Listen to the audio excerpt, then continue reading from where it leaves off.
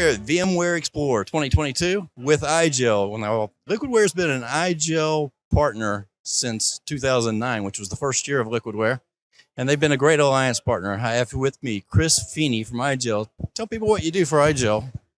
Jason, I'm the channel pre-sales engineer, so I work with our partners, educating them on all things IGEL, helping them be enabled to be able to identify opportunities, certainly problems that we can solve with their customers, and helping them work their way towards certifications to be able to deliver the product services, and that's a big part of what I've been focusing on. Great. What's new lately? Like, what are you showing at the show? Do you guys have a new version or something? So we just released 11.08, which is our latest IGEL OS version. There's usually in those, there's some new functionality, some of the cool things we've been able to add into that.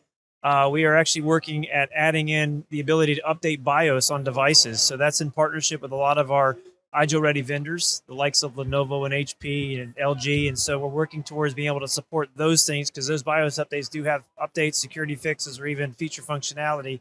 So that's a new thing that's coming. It's more to come with that. We added, typically updating clients that we work with, like the Horizon client, the latest version.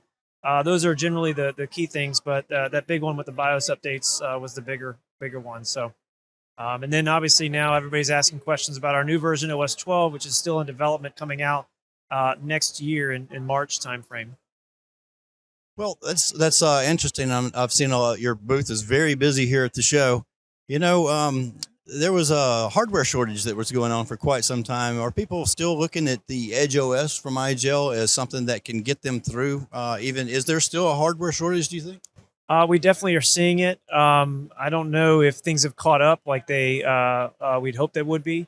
But then there's also some things going on in the world where, depending on international conflicts, maybe that could happen, could potentially disrupt that again. But interestingly enough, today I had a session with Jack Madden from VMware. We talked about ESG, so companies that are looking at ways of how they can impact the environment and social and governance. And one of the big things that IGEL offers there is the ability to repurpose devices, extend the life cycle on those. And then we're seeing in some countries, they're mandating that companies focus on refreshing or lengthening the life cycle of their PCs and laptops.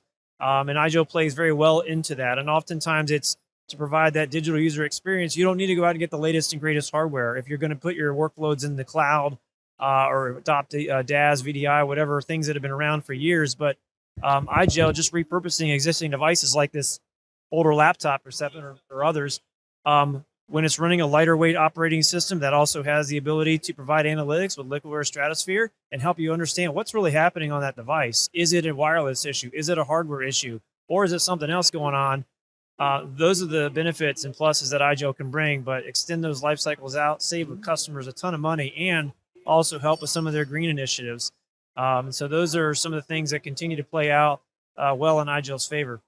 Now, through our alliance partnership, we speaking of repurposing PCs, we looked at this and we said, how can we help joint customers figure out which PCs can be refurbished or repurposed out there to extend the life cycle of that? And you would think any PC could be repurposed, and just about anyone can, because the IGEL OS is running a version of Linux, right?